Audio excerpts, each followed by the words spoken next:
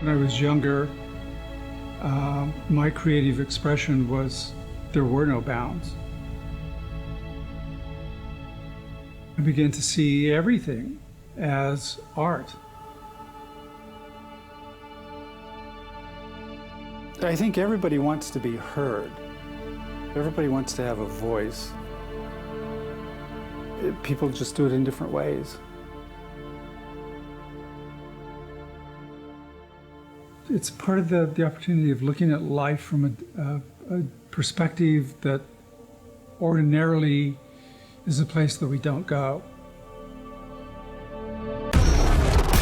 Some people think that I'm demonic and, you know, totally insane. Other people get it. Or maybe those other people are getting it.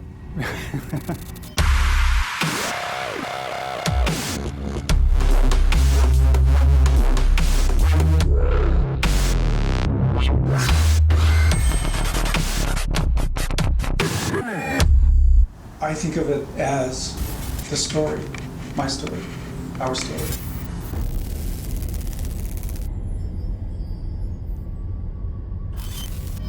As a child, I was very shy, extremely shy. The way that I could communicate with the world was by making objects that I could show people, and that way I wouldn't have to say anything. As a child, my reality was extremely interior and dissociated. But when I was young, when I was in my 20s, I spent some time in a facility. I've never seen such creative people as I did there. There were no boundaries. So their creativity just went everywhere. I would say the art kind of saved me. The work seems dark and scary, but I think part of that darkness reflects reality. I mean, creative people, writers, musicians, artists, address the darkness and stay there. The truth is an equal balance of the light and the dark, and it's that place where they come together that creates something new.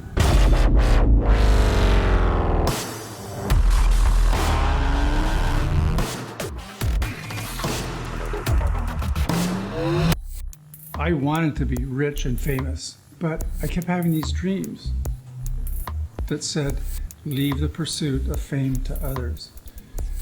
And gradually, that sort of avaricious lust for the kind of recognition through the art began to diminish.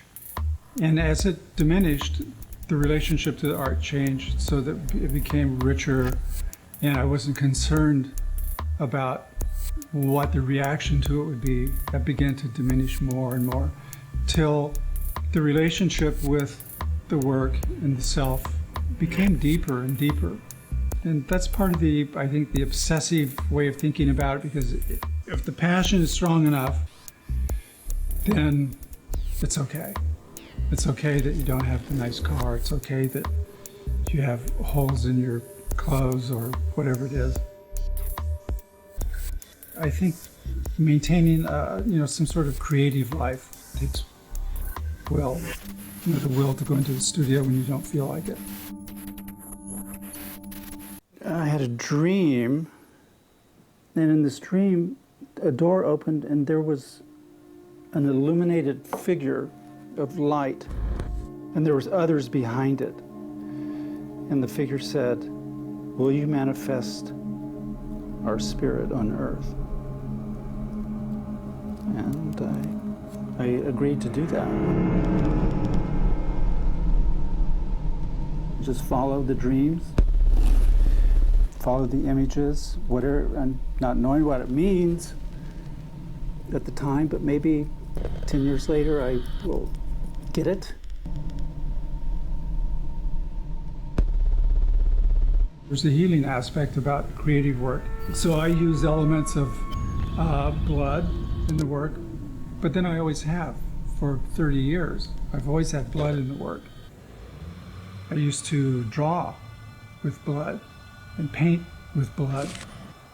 There's a kind of power in that that is extraordinary. About 15 years ago, I was diagnosed with leukemia. The diagnosis has given me a place to stand to observe life that I wouldn't have had the opportunity otherwise. We're all just here for a little while, and you know, somebody gets a disease or something and they say, why me? Well, my question is, why not you?